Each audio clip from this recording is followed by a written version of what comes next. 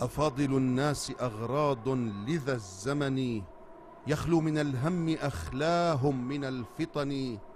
حولي بكل مكان منهم خلق، تخطي إذا جئت في استفهامها بمن.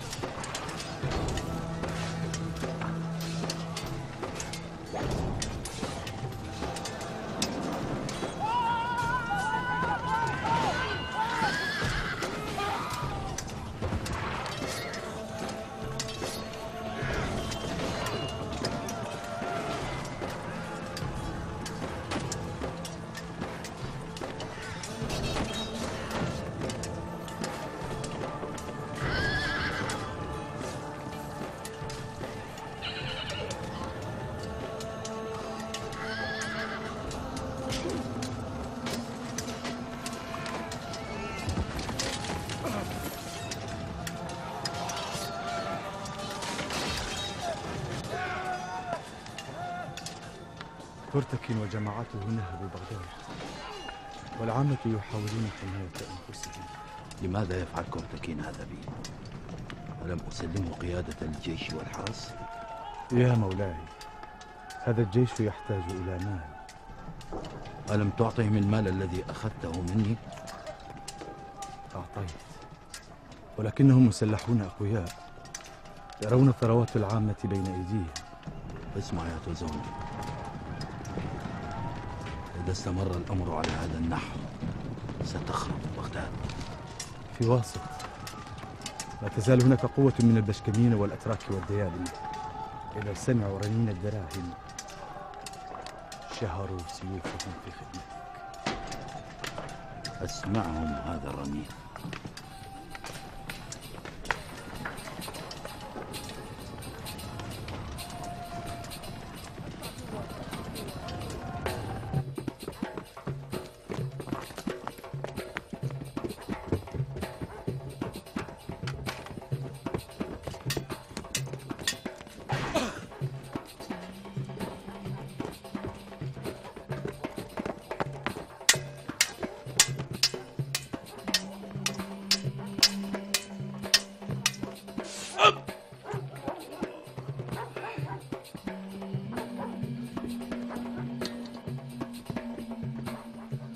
خذ الجند والحق بهم. أين تذهب مني يا ابن رائق الكلب؟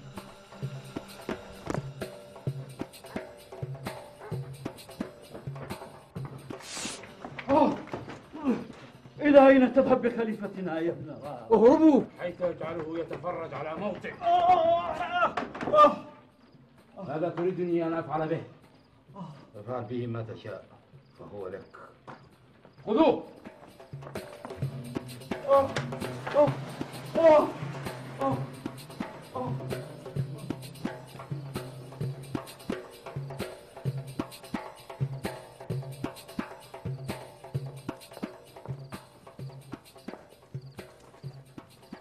كل شيء على ما يرام يا مولاي. ما بك يا مولاي؟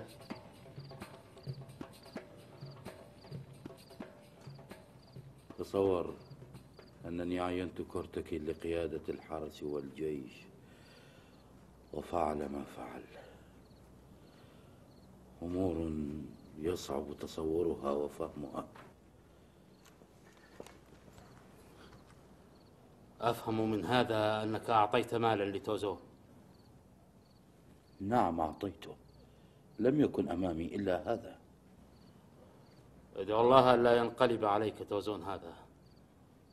والآن ما نحن فاعلون بالإخشيديين، إنهم يحولون بغداد من عاصمة للخلافة إلى مجرد مدينة. وأنا يا ابن رائق أكتفي بالمدينة. لا يا مولاي، كنت أنت ترضى بذلك فأنا لا أرضى به. أنا أريد أن أخدم خليفة يحكم من جبل طارق إلى بلاد السند. من أين لنا ذلك؟ من أين؟ إذا أخرجت ما في خزائنك من المال استطعت أن أزيد هيبتك. لا تتوهم أن لدي الكثير. هل ستدفع أم لا؟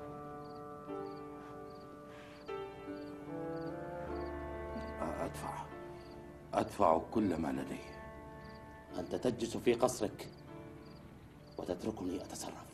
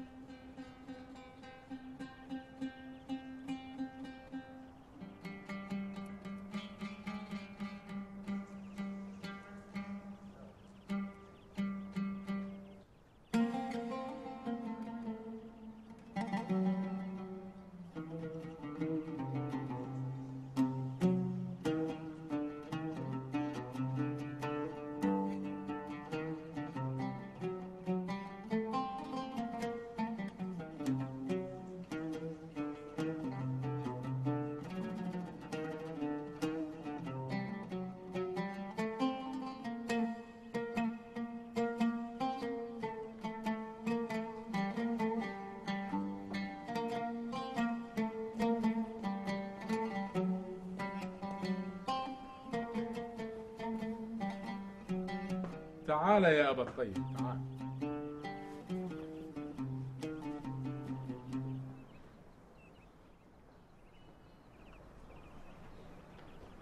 السلام عليكم. وعليك السلام ورحمة الله. يا أخي المشكلة كلها من أجل بيتين من الشعب، امدحه بيتين وكفى. هيا هيا. أراك عدت إلى الشراب أكثر من السابق. ألم أقسم بالتوبة عن تركه؟ آفني أيها الأمير. لعلي أكون قادرا على تركه هذه المرة. لماذا؟ سأذهب إلى بغداد. في بغداد لا يترك الخمر يا سيدي. هل من جديد؟ أجل، إنني أتحرك أيضا للقتال. ألهذا طلبتني؟ لا، ولكنني أريد أن أتفقد بعض الأمور في الساحل، فقلت في نفسي لعلك ترافقني نتسلى معا. أعذرني أيها الأمير، فابني مريض. لك ما تشاء. هل جهزتم كل شيء؟ لن نخرج لاستقبال الخليفة طبعا، وحين يصير في قصرك ستذهب إلى القصر حاملا مطالبنا الحقيقية إليه. أيأمر سيدي الوزير بشيء؟ لا. وما هي مطالبنا يا أخي؟ تقول له إنني في حاجة إلى 500,000 دينار لتأمين حمايته وحماية بغداد. تكلم معه بقوة ودون أي خوف، هدده بلساني. ما عهدت الخلفاء يخاطبون هكذا يا أخي. لأنك لم ترى بعض خلفاء لا يملكون من أمرهم شيئا. ولكن قل لي، كم بقي معنا من المال؟ لم أحصي ما معنا من مال لحد الآن. سأعتمد على ما يجود به الخليفة. وإذا رفض الخليفة طلبك؟ الخليفة لا يقدر يا أخي، لا يقدر. ليس السمن فقط، حتى وإن جرني في الشوارع لا أستطيع دفع هذا المبلغ، لأنني بصراحة وببساطة لا أملك شيئا. ما على الرسول إلا البلاغ.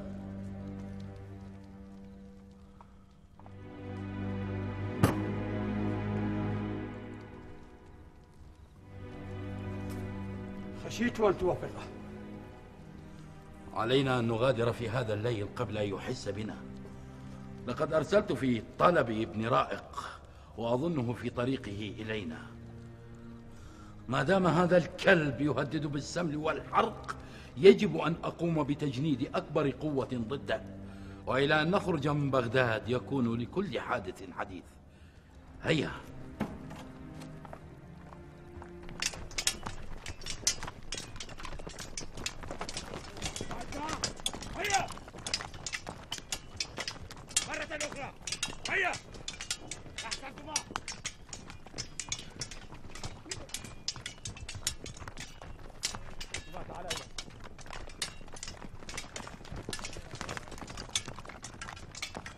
اسمع يا علي، الروم لا تصل أطماعهم إلى الموصل.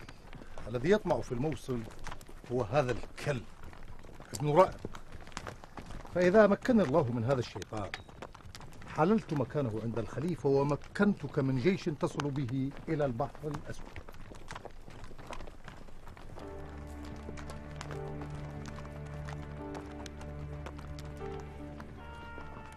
من هذا؟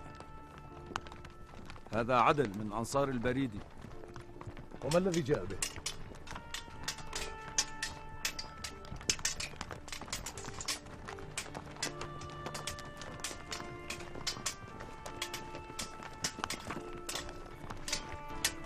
السلام عليكم. وعليكم السلام. ما وراء؟ ورائي أبو عبد الله البريدي، تركته ورائي وجئت إليك. وماذا تريد مني؟ أخدمك وأنضم إلى صفوفك. ما رأيك يا علي؟ الأمر لك، مع أنني لا أنصح بدخول الأتراك في جيشنا. فهمت كل شيء.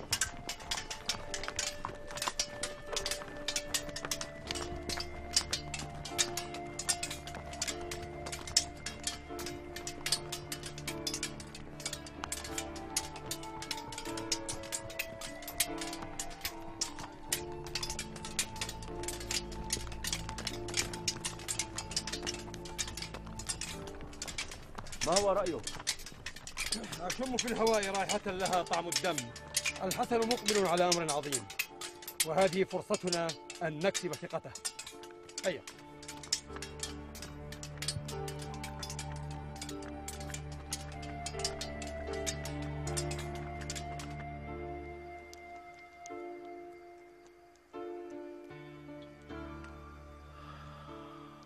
أريد بغداد. بغداد لك يا أبي. كم لدينا من القوات والجيوش؟ عندك جيش ابن رائق وجيشكم والقوة التي جاء بها توزون. أهو عدل قادم. السلام على مولاي الخليفة. وعليكم السلام ورحمة الله وبركاته. ها يا عدل، ما هي أخبار الحسن الحمداني؟ ماذا قال؟ قال إنه عبدك وطوع أمرك. وأين هو الآن؟ نزل بجيشه قرب النهر، ولكنه يتشرف بدعوتكما إلى خيمته. هذا الرجل سكير، ولا بد أنه سيضع الشراب على مائدته. لا أريد الذهاب إليه. حبذا لو يسمح لي مولاي أن أصطحب جغجغ إلى الرحبة.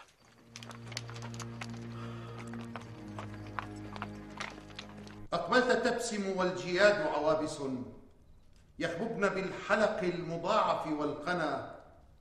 لو تعقل الشجر التي قابلتها مدت محيية إليك الأغصنا.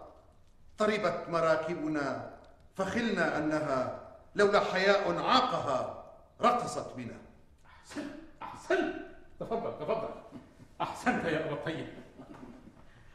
لو كنت رافضت الأمير في رحلة أما كان من الأفضل أن ترقص له المراكب وتهييه شجر؟ أتترفع عن رفقتنا يا أبا الطيب؟ أنا يا مولاي؟ وهل مدحت الأمير؟ وتوقدت أنفاسنا حتى لقد أشفقت تحترق العواذل بيننا، فوقفت منها حيث أوقفني الندى، وبلغت من بدر بن عمار المنى. لأبي الحسين جدا يضيق وعاؤه عنه، ولو كان الوعاء الأزمنة يجد الحديد على بضاضة جلده ثوبا أخف من الحرير وألينه. الله ما أجمل هذا الشعر وما أحلى. ليتك تحسن الفعل كما تحسن القول يا أبا الطيب، وليته كان صادقا. كنت أعرف أن هناك من يؤلم قلب الأمير عليه، لذلك فإن في القصيدة بعض أبيات أخر لو سمح الأمير لقلتها. هات. غضب الحسود إذا لقيتك راضيا رزء أخف علي من أن يوزنا. فاغفر فدا لك واحبني من بعدها لتخصني بعطية منها أنا. قد غفرنا. قدم الشراب يا ابن كرباس.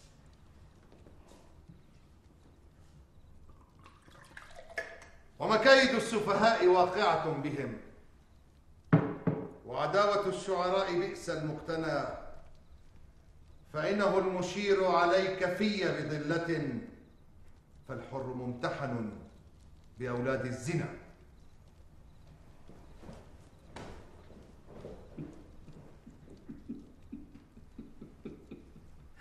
لكي يدوم الصفاء وتنقطع الطريق على أبناء الزنا، عليك أن تشرب معي الليلة، لأنني مسافر في غد إلى سيدي ابن رائق.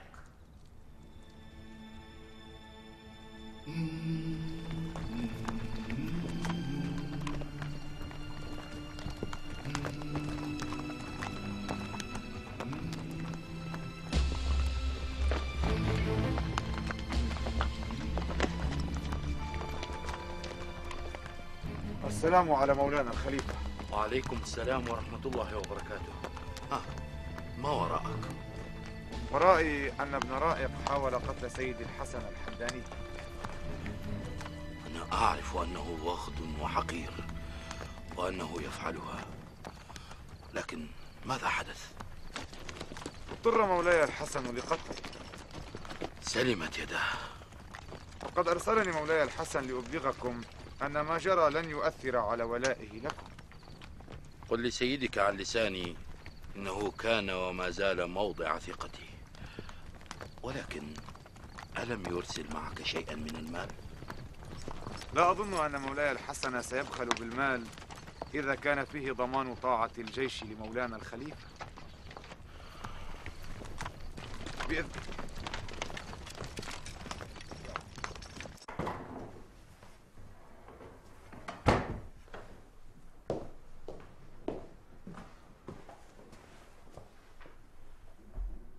محمد، حان وقت الرحيل. الآن في هذا الليل؟ إلى أين؟ إلى أي مكان في الدنيا. اسمعي، ابن عمار مسافر غدا إلى بغداد، فإذا بقيت مع هذا الحقير ابن كروس لن أضمن سلامتي. وكيف سنرحل؟ سنترك البيت كما هو، سنترك كل شيء كما هو، فقط خذي طعاما للصغير. سأجهز الخيل، هيا بسرعة.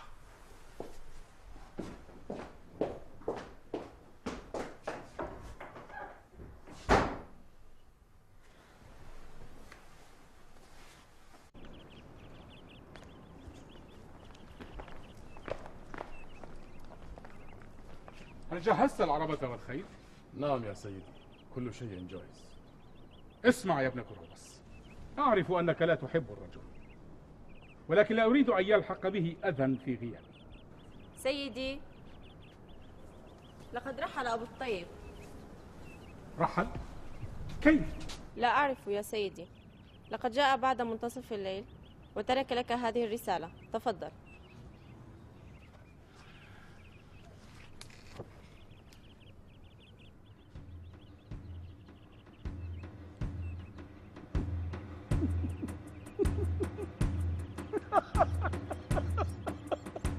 ماذا كتب في هذه الورقة يا سيدي؟ اسمع، أيا ابن كروس يا نصف أعمى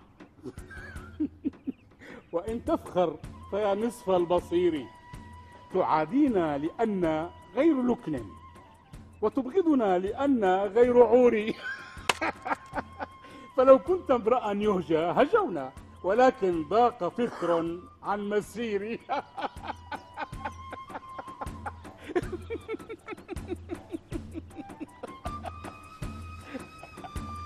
هيا.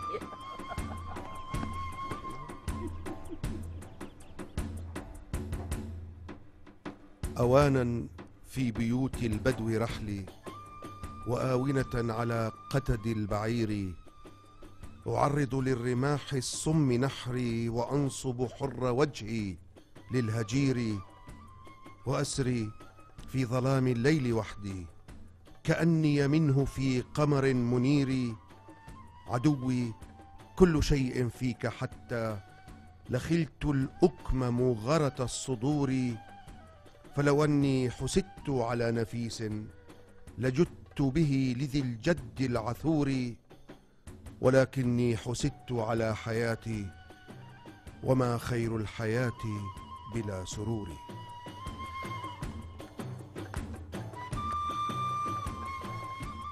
فتشوا عنه في كل مكان، ابحثوا في كل جهر، في بطن البحر، في جوف السماء، ابحثوا عنه في كل مكان. لا تقتلوه، أريد أن أقتله بيدي. أيا ابن كروس يا نصف أعمى، وإن تبصر فيا نصف البصير. تعادينا لأن غير لكن، وتبغضنا لأن غير عور. فلو كنت امرأ يهجى هجونا، ولكن ضاق فتر عن مسيري.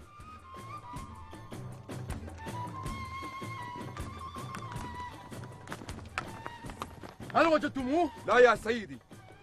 إذن ابحثوا عنه في كل مكان، في بطن البحر، في جوف الأرض، في كل مكان.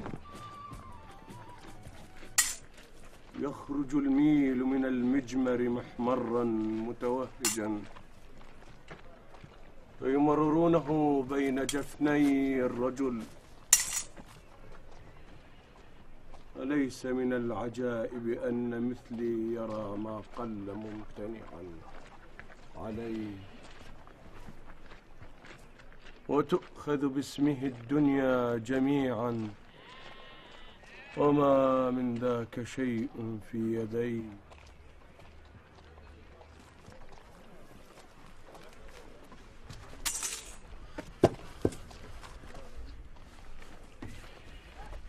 دعوني، اتركوني يا قتلة.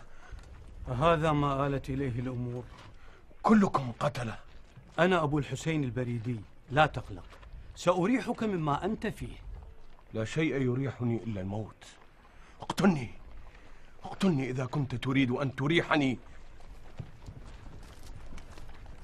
لا حول ولا قوة إلا بالله.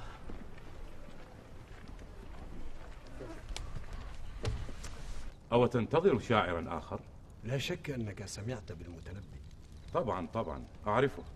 شرفني أن قصدني بعد أن غادر ابن عمار. وهل سيأتي الليلة إلى السهرة؟ سيكون هنا بعد قليل. لا أراك سعيدا بقدومه. هل حدث بينكما شيء؟ لا، إنها قصة قديمة. أنا ضامنه. اشرب واسمعنا. اسمع ما كتبته في الديك. مغرد الليل ما يألوك تغريدا، مل الكرى فهو يدعو الفتية الصيدا. أحسنت، بداية موفقة. السلام عليكم. أهلا بأبي الطيب المتنبي. أهلا بك يا أبا الحسن. أهلا بك. تفضل. صديقي أبو بكر الصنوبري، ألا تعرفه؟ وكيف لا أعرفه؟ إنه أكبر مبذر في بلاد العرب. مبذر؟ ما عرفنا هذا عنك. تفضل. ولا أنا عرفت هذا عن نفسي. ثروة شاعريتك ألا تنفقها في موضوعات تافهة وصغيرة؟ لا، أبو بكر شاعر فذ. قبل دخولي كان يقرأ علينا قصيدة عن الديك. قلها بالله عليك، أكمل ما كنت قد بدأته، أو هاتها من أولها. كنت أقول: مغرد الليل ما يألوك تغريدا، مل الكرى فهو يدعو الفتية الصيدا، مذكرا بابنة العنقود حين حكت له الثريا قبيل الصب عنقودا. سنعفيك من الشر، ولكننا لن نعفيك من الشعر. ستسمعنا من شعرك. ولكنني لا أقول شعرا في الديكة. فيما تقول إذن؟ في الصقور، في النسور. أشك أنك شاهدت نسرا أو صقرا. بل شاهدت. أين؟ هنا. أبو الحسن علي بن أحمد المري الخراساني. هذا يعني أنك كتبت عني؟ أي مجد لم أكن أحلم به. كم أنا تواق لسماع ذلك. لا افتخار إلا لمن لا يضام، مدرك أو محارب لا ينام. شرق الجو بالغبار إذا سار علي بن أحمد القمقام، لو حمى سيدا من الموت حام لحماك الإجلال والإعظام. هابك الليل والنهار، فلو تنهاهما لم تجز بك الأيام. ضاق ذرعا بأن أضيق به ذرعا زماني، واستكرمتني الكرام. واقفا تحت أخمصي قدر نفسي، واقفا تحت أخمصي الأنام.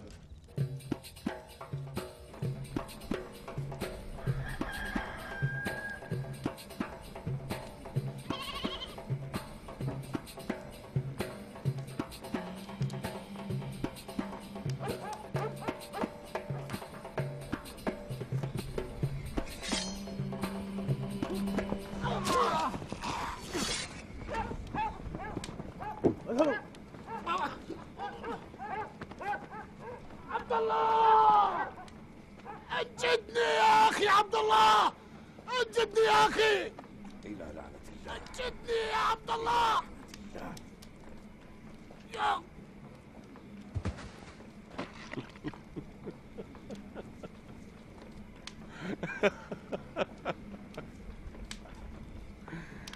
أليس من العجائب أن مثلي يرى ما قل ممتنعا عليه؟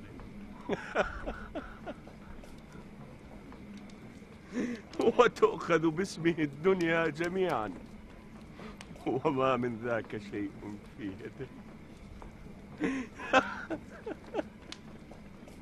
ترك مسافر وراءه 2000 درهم ودون قتال. الأحمق، والله ما كنت تركت مبلغا كهذا حتى ولو على جثتي. هل ستسير المال إلى الخليفة أم إلى الحمداني؟ اسمع يا بني، الدنيا من حولنا هذه الأيام مثل قدر تغلي، والحاذق من يرى فرصته فيغتنمها، أما الأحمق فيجعلها تفلت من يديه. أحسنت، فعلا أنت ابن أبيك. ولكن أنا أستطيع العصيان مثل ما استطاع غيره.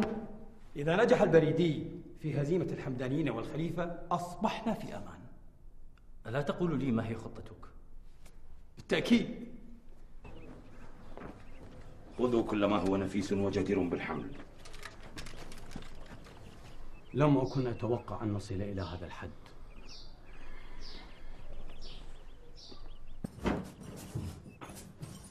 حين يصل الأمر لأخ أن يسلب أخاه بهذه الوقاحة فليس له من الأخوة بشيء، ومن لم يكن جديرا بالأخوة ليس هنالك ما يمنع من قتله. أدعو من الله لا نقع بين يدي الخليفة كما وقع أخونا بين يدينا. ماذا تقصد؟ توزون الذي قلدته الشرطة أفعل شيء؟ قد يفعل بمبلغ صغير من المال، قد يفعل شيء لنفسه ودون علمك، ولذلك أخذت حرم توزون وعوائل القواد رهينة ووضعتهم في بيتك. ضعوا هذه الحاجات في الخرج واتبعوني.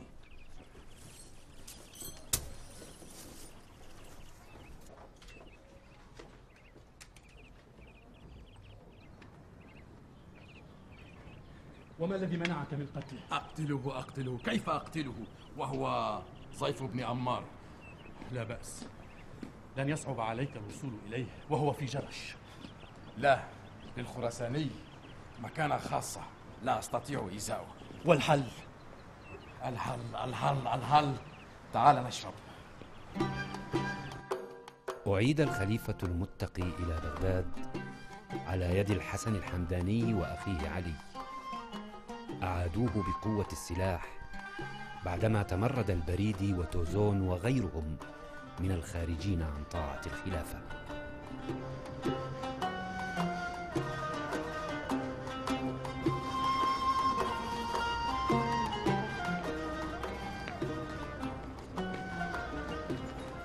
البريدي خبيث وأخشى أن يدبر مكيدة لنا. ثق بنا يا مولاي. استعنت بالله.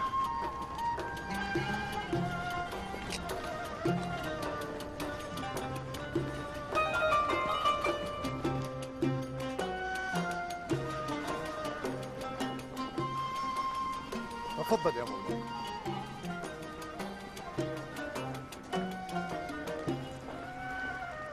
هذا عرشك وهذا قصرك وخلافتك، ونحن جندك وخدمك. بارك الله فيكم. ألا نجلس معه؟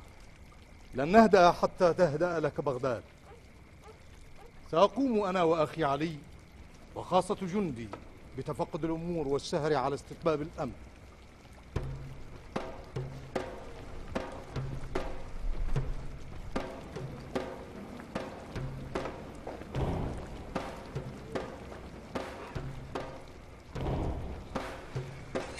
سنحميك بأرواحنا يا مولاي.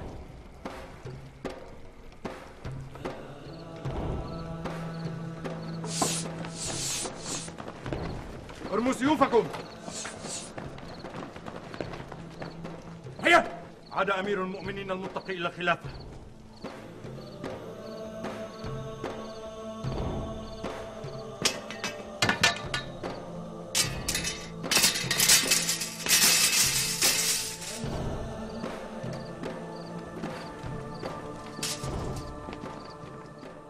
إن خلافة بني العباس لن تنسى فضل بني حمدان إلى الأبد، وإني أمنح الحسن الحمداني لقب ناصر الدولة، وأمنح أخاه عليا لقب سيف الدولة.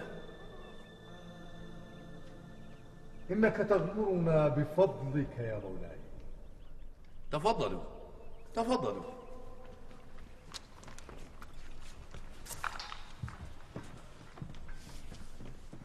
لقد عزمت على أن أعين توزون قائدا للشرطة وأمنحه لقب أمير الأمراء. لا يعجبن مضيما حسن بزته، وهل تروق دفينا جودة الكفن.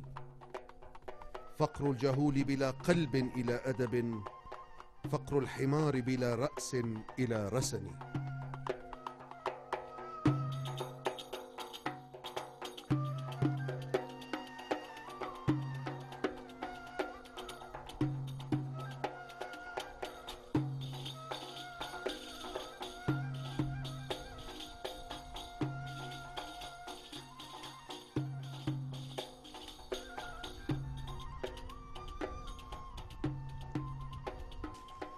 باسم الدولة العباسية نحتفي بكم. إن أخي ناصر الدولة بحسن قيادته سيبقى في خدمتكم وخدمة الحق. ناصر الدولة ناصر لنا من بعد الله سبحانه. يا مولاي، إن البريدي وأخاه يجمعان الجيوش الآن في واسط، وسيذهب أخي علي من غد ويهاجمه. بارك الله فيك. كما أننا لن نستقر طويلا في بغداد، فالموصل أكثر منعة لنا، ومن هناك نستطيع أن ندافع عن الخلافة. بسم الله، تفضلوا. قاض إذا التبس الأمران عن له رأي يخلص بين الماء واللبن. أفعاله نسب لو لم يقل معها، جد الخصيب عرفنا العرق بالغصن. ذا جود من ليس من دهر على ثقة، وزهد من ليس من دنياه في وطني. ألست أنت الذي ليس من دنياه في وطني؟ أنا فعلا لست من دنياي في وطني، وخاصة بعد وصول تلك الرسالة من جدتي. هل من المعقول أن ترسل في طلبك لكي تذهب إليها من أنطاكية إلى الكوفة؟ أنا أكتب إليها معتذرا عن الذهاب. يا الله يا الله، كم هي مشتاقة إلي. يجب أن أذهب، يجب. إلى أين ستذهب؟ إلى الكوفة. ونحن هل سنذهب أيضا؟ لا، ستبقين أنت مع المحسد، وسأوصي أبا سهيل الأنطاكي بكما.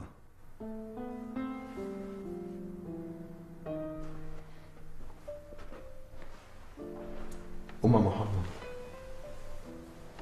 اسمعيني بالله عليك. جدتي ليست جدة، جدتي هي أمي وأبي ونسبي كله. لقد تغربت وتشردت وتعذبت، وصار يجب أن أعرف نسبي على حقيقته. احتمليني هذه المرة فقط، وبعدها أعدك أن نستقر في مكان واحد وأن نشيخ معا. يا خوفي من أن يجعلك نسبك أكثر قلقا وترحالا. لي الله يا امرأة، ربما كنت أجر حصاة أتوهمها حبة فول، ولكن صدقيني يجب أن أعرف، يجب أن أصل إلى نتيجة حتى لو كانت قاتلة لي. هل أنت معي؟ معك، ليس حتى الشيخوخة، معك حتى الموت.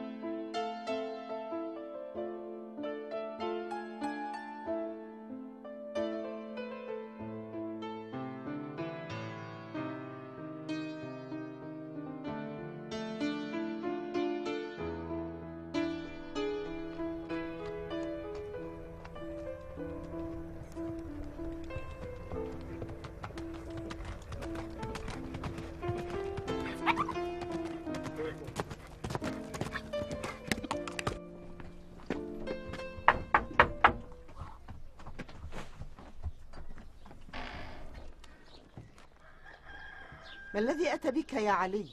وما أنت بعلي؟ أنا قاضي الكوفة، ومن واجبي أن أطمئن على أهلها. اطمئنانك يريبني أيها القاضي غير العادل. ما بك؟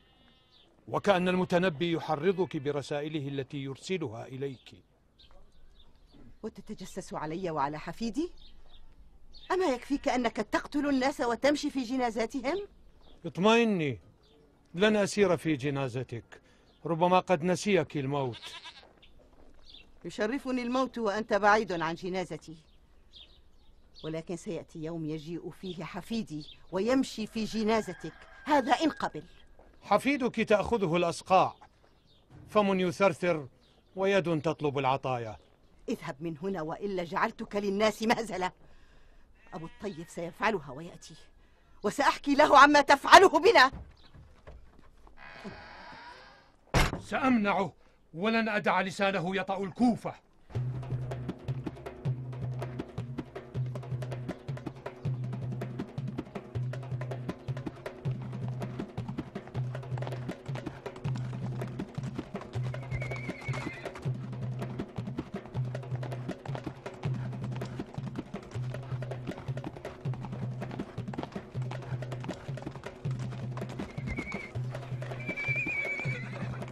من أنت؟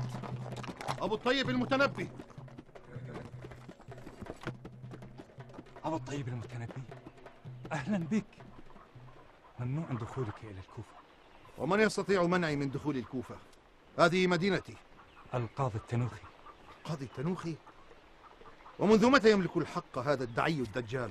يا أبا الطيب، أنا أنفذ الأوامر، أرجو أن تعذرني. وما الذي يحملك على الاعتذار؟ إعجابي بك. إنني أحفظ نصف أشعارك ومعجب بكل ما تقول، ولكن لا أستطيع أن أسمح لك بالدخول. ألا أستطيع الاعتماد عليك بإيصال رسالة إلى جدتي أظنك تعرفها، لأني سأقصد بغداد.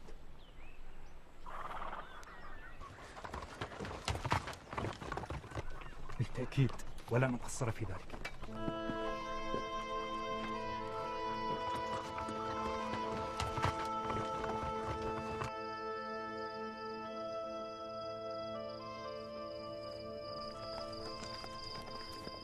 ما الذي تريد أن تفعله؟ لن نفعل شيئا، ولكنني لن أذهب إلى أبي العشائر، بل سأراسل الإرشيدية في دمشق، فإن قبل لي ذهبت إليه. ويانس المؤنسي؟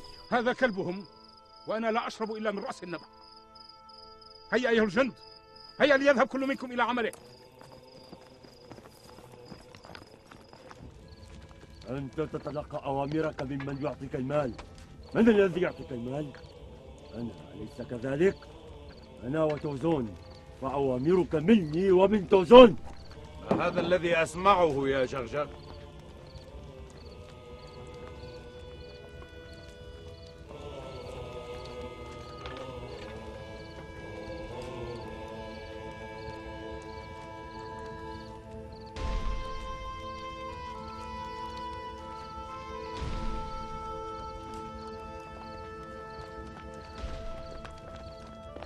صدق أنه سيف الدولة.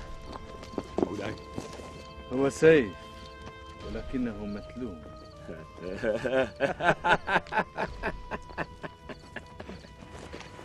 أتتركهما يا زالميك؟ أفسحني عنهما لأدحرج رأسيهما. لا يا منصور، لا نستطيع ذلك الآن. ماذا؟ لأنني أقود جيشا غير جيشي. جيش من هذا؟ جيشهما. لا أفهم لماذا يزودهما المتقي بالمال دون علمه. أيها الأمير، لقد وصل أبو عبد الله الكوفي من الموصل.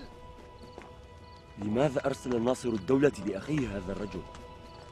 أخشى أن يكون قد أمده بالمال. تفضل.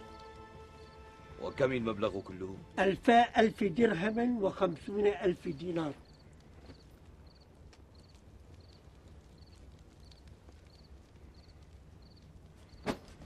جغجغ،